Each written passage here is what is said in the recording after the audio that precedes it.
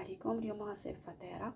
عندي مجموعه من المكسرات، وعندي 3 البيضات، وعندي الفاني، وعندي هذا الخماره، وعندي الحليب.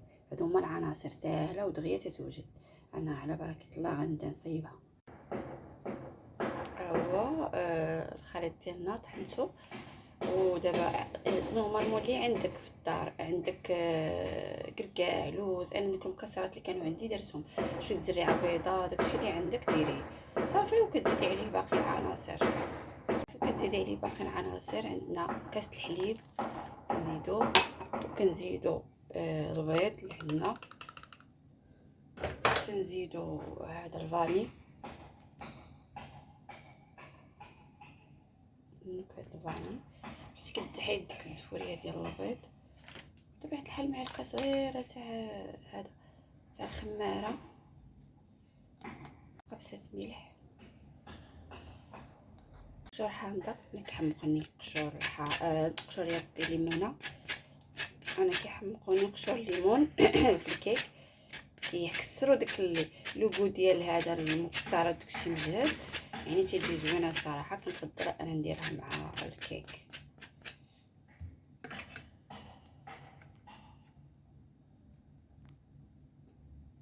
نزيد واحد المعلقه صغيره ديال اريتريتول باش ندير له شويه الحلاوه، لانه كيك كيجي زوين بهذا. ضروري تزيدي شويه الحلاوه باش ما يجيكش مر.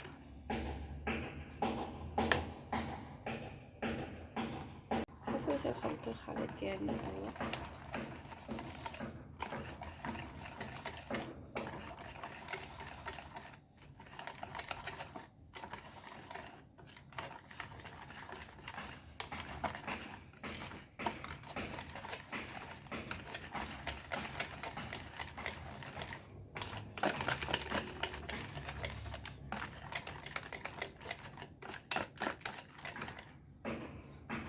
هاو دهنت المول بالزبده ورشيته بالكوك.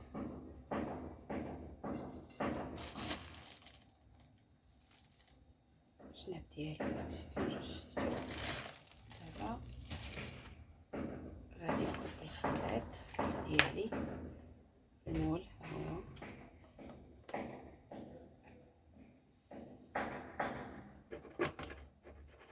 صافي، وغندخلو الفران يطيب على نار مهيله عادي بحال الكيك العادي. هو دغيا تيطيب، ما خصكش تسناي عليه بزاف. الا خليتيه بزاف غادي يسحرق لك اللهم، دغيا تيخرج.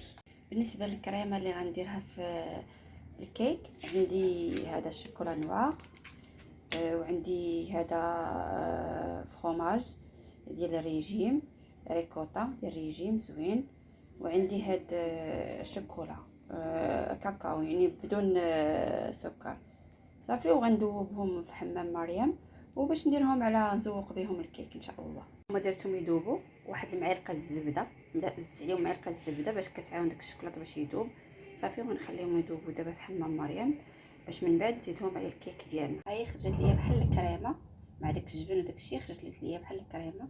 دابا غنديرها وغنزوق بها الكيك. ها هو من ايطالي.